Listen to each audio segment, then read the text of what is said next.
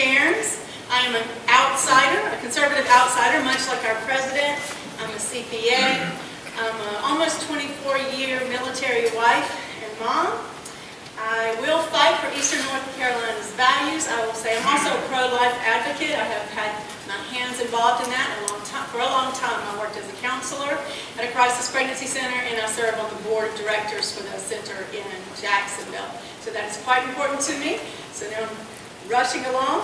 I think it's time for conservative women to stand up and be counterpoints to Nancy Pelosi and AOC and some of those radical ladies we see on the left. And I would hope that you would help me endeavor to represent you there and give her, Nancy Pelosi, a really bad day when she has to swear me in. Thankfully, it'll be extremely difficult being in the minority. And guys, I ask you as GOP folks to make sure that this, we take back over the House in 2020 and get behind our president. I will say one area that we are still able to shame the Democrats is with support of our military and support of our veterans. They find it hard to stand up against that. So I would fight absolutely and try to work with them to fully fund and implement the VA Mission Act and to make sure that our veterans get quality care that they deserve and that we hold faith with them. Also to fully support the military, their readiness, and in our particular district, helping them recover after the hurricane and rebuild. Okay, it gets a little repetitive, although I have a witness who asked me this question in the lobby, so he can tell you I had the same answer then. Tariffs was my one concern I could come up with him. I am generally a free trader, but I do support his strong efforts to put America first and to put us on a fair playing field. And we need to support him in that, so we just have to do it very carefully. As Graham mentioned too, it concerns me that he would use the military construction budget to fund the wall, but the real scandal is not that he was looking to do that. The real scandal is that he would need to. We should be funding the border wall without regard to military spending. And then someone mentioned his budgets being too big, and indeed they're bigger than we would like, but he did ask for less for many of these departments than what was actually in the final budget. So let's not blame him for that.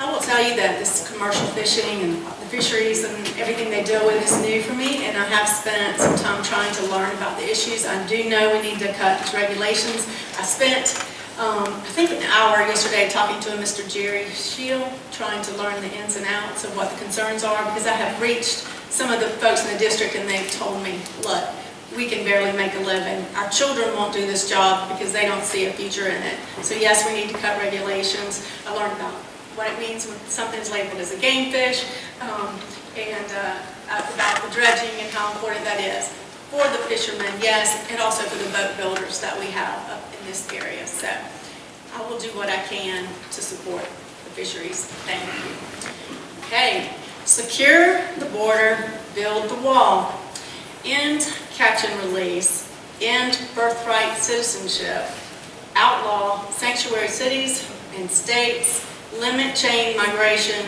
to immediate family members. Whatever immigration reform we do needs to start with border security before we address any other issues, and any reform that we do needs to take the American people into consideration first before we address illegals.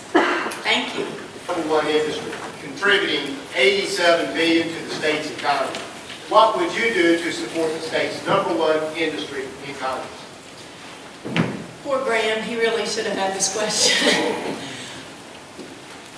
It is very complicated. I will say, kind of like Michael, that the federal government meddles too much, let's say. Regulations are too much on our farmers. And the ag bill, as I've looked at it, it covers so many things that the federal government really has no business being in. However, obviously farming is incredibly important to us, and the family farms we want to protect.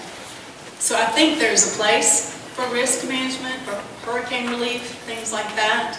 And I will say that as long as the government, the federal government, pulls incredible amounts of resources out of this district then when it's needed for people like our farmers, I will claw back what I can.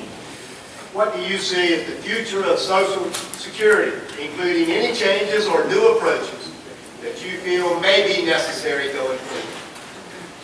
Future of Social Security is dire. It was a Ponzi scheme from the very beginning. Sadly, we now, I think, have between 2 and 3 workers for every beneficiary. Those numbers just don't work. When it was started, I think we had closer to 50 workers for each person who would need to receive benefits. We have to obviously keep faith with the folks who have paid in and who are now dependent on it or very close to being able to draw, but we have to make great changes in it. We have to increase, probably the retirement age or the age at which you can draw. People are living much, much longer now than they used to, obviously, so people are drawing much more out. So we absolutely have to address this. But for the long term, people of my age and younger, you need to know Social Security cannot be sustained as it is now. We have to find other alternatives. Okay. Thank you so much for being here. It's amazing you've hung on this long. I know it means you love this district and this nation, and I do too. I hope you'll see in me something a little bit different. I am a conservative woman. I've been a woman since birth, and that's not going to change.